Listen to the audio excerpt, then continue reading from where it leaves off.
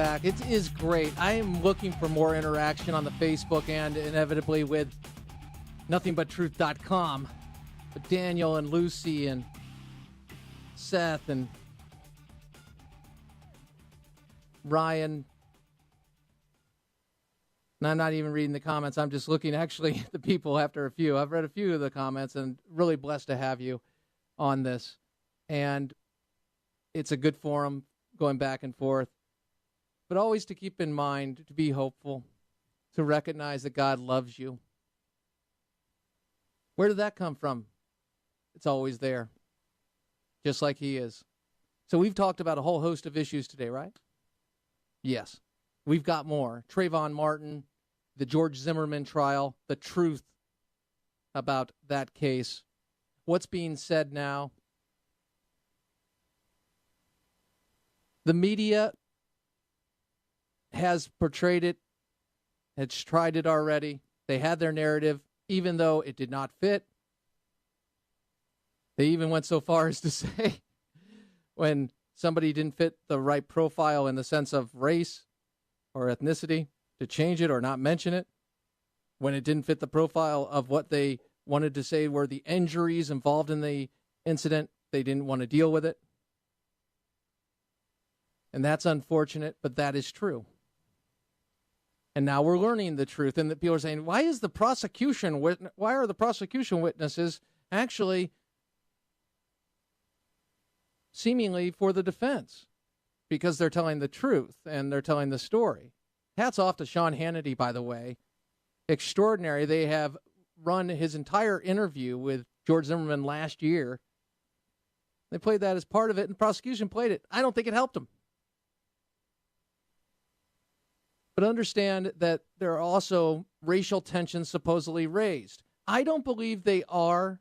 I think there is a very loud, vocal, recognized minority,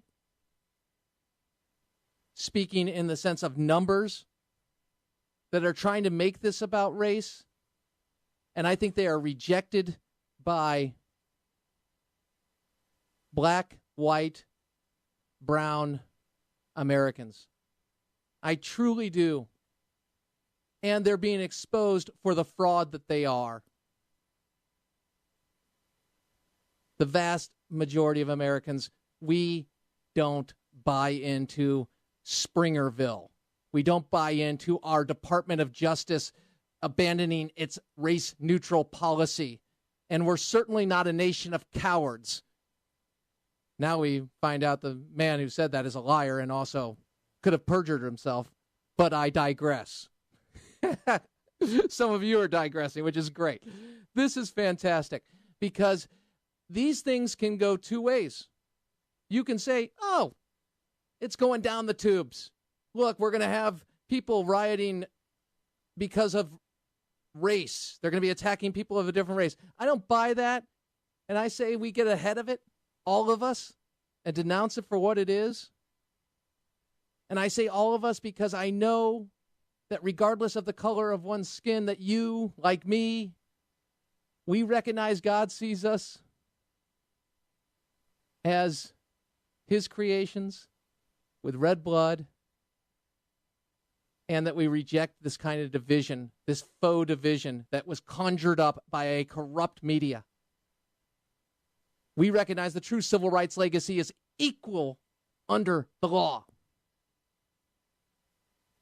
And we recognize that unless we have an honest media or aspects, elements in the media that are honest, we've got a huge problem.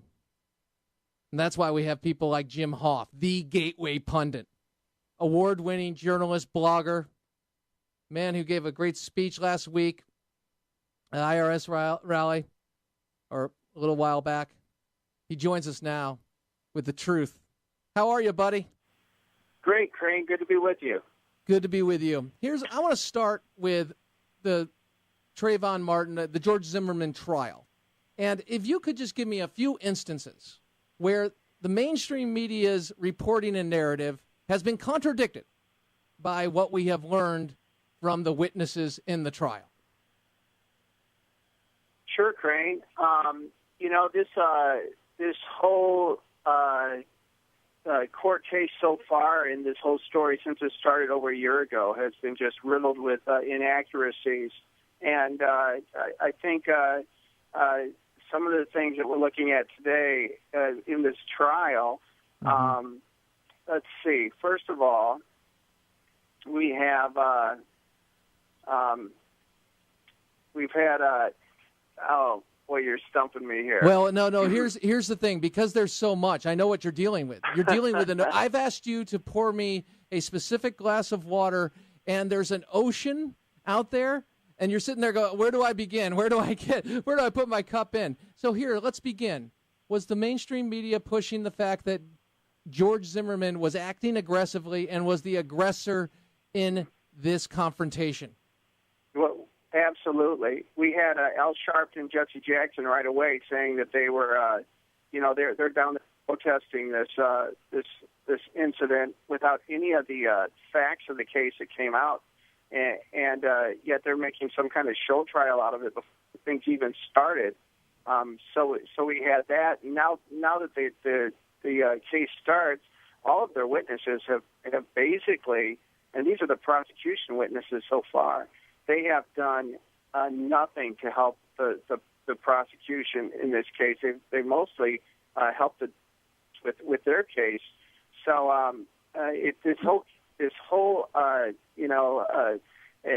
it was a show trial. I really believe it's just falling apart. One interesting thing too is that even when this incident first started, the media was saying that this was some white Caucasian man, they believed, who was behind this. And then you look at George Zimmerman; he's a Hispanic man. So even right there, they tried to make this some sort of a racial incident, and it never was. There was so. What about the injury? What about the injury to the head of Mr. Zimmerman, George Zimmerman? Because at first we got pictures, and you were one of the first to expose this. And I remember as it was happening, I saw it came out, and the Gateway Pundit was all over this with the ABC, the rest of the story, if you will. What did they do with those pictures? Well, and one of the pictures that came out that the media withheld, and that is this picture of noticeably George Zimmerman's nose is completely broken. It's crooked on his face, and he's bleeding all over his face. This is something that the media withheld from the public for several months. So that's just one of the incidences that we've seen how the media has stirred things up here. The back of the head? Remember the back of the head with not showing how those injuries in color, in the sense of how deep they were and how there were scars? Absolutely, Crane. Yeah. Absolutely. We've seen that. So, I mean, we have this narrative, and I know what you've been doing, and I apologize putting it on the spot there because it's a lot, and you've been drinking from a fire hose trying to get the story out and doing some outstanding reporting as always, Jim, as you do. Thank you. On this issue and everything else. So we have those contradictions. Good place to go is the Gateway Pundit to get the updates. We also have the portrayal of Trayvon Martin and how he was, well, President Obama has a son like, if he had a son, he'd be like Trayvon. Well, wow, that can take on an entire different meaning. But I won't go there right now. Here's my question. We also have the lionization, the idea that somehow this representative, state senator from Texas, is so noble and leading what true democracy is all about, with antics at the Texas state legislature that have been described as OWS style. Explain. Absolutely. This is something we saw last week. The Texas Senate is trying to pass legislation that outlaws having abortions after 20 weeks of development. And this is something that most of the country agrees with, by the way.